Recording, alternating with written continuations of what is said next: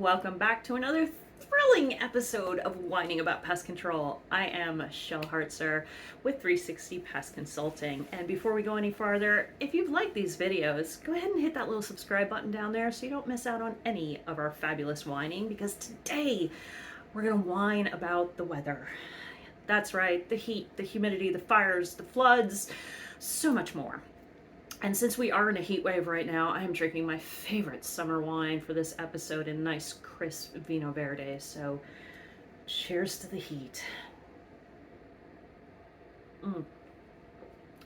So nice. All right. It's hot right now. Last week we had 28 states that were under extreme heat warnings. Now, this is both a good and a bad thing when it comes to the urban pests that we deal with. In one way, it's good because at certain temps, the pests basically shut down. They stop eating, they stop reproducing. They're just too hot to expend that energy to do any of those things. In fact, we use those heat treatments to get that heat up to a lethal level in order to kill them. Doesn't get quite that hot outside, but there's always hope. The heat is a bad thing because some pests do like it warm. Insects are cold-blooded, so the increased temperature can actually accelerate their growth rates.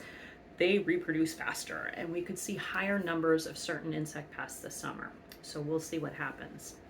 The heat is also going to push the pests around. They aren't stupid. They don't just sit there and go, shit, it's hot, this sucks. No, they're going to move to areas that it's cooler. And where is it cooler? That's right, it's going to be around our structures because we keep our structures cooler. Floods and fires are also going to push those pests around closer to our structures, and that's going to cause additional problems. So instead of just whining about this, what are we going to do? First, we can't predict the weather or what nature is really going to do all that well. We can certainly see a hurricane coming in, but we often don't see the forest fire or that sudden flood from the aberrant storm system. So to the extent that we can predict the weather, we can predict what's coming, we can put preventative pest plans in place.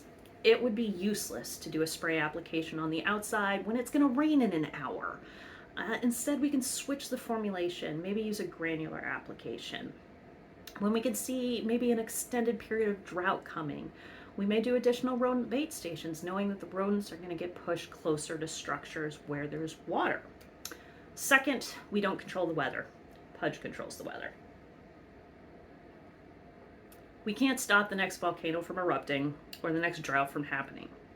We can react quickly when those things do occur. So knowing what pests are in your area and how they're going to be affected means you can put those plans in place to basically thwart their advances. Sealing up structures, particularly the doors and the windows, is always important, but it really becomes essential when we have a flood that's going to push snakes to drier spots, in other words, your buildings, or we have a fire that's going to eliminate habitat and push rodents into residential areas, in other words, your homes. Lastly, the weather's going to change every year. It's not going to stay the same. We currently have massive wildfires in the west. We have flooding in Missouri, heat waves on both the east and west coast, heat waves in Europe, and a volcano going off in Japan. Next year, who knows? Maybe it's going to be a lot more hurricanes, a lot more extreme drought in some areas. Having that good integrated program that puts in place those preventative measures and having a plan to react quickly when nature happens can put you ahead of the pests and ahead of what they're doing and where they're going. As always, there's so much more I can whine about. Haven't even mentioned climate change in this episode, so stay tuned for more of that. You can always whine to me about your weather-related pest issues. Reach out to me anytime. As usual, we've posted some helpful resources down below, links to our social media. We have so much more great content there, so click on a couple of those.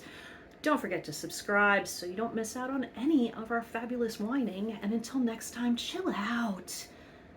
Cheers.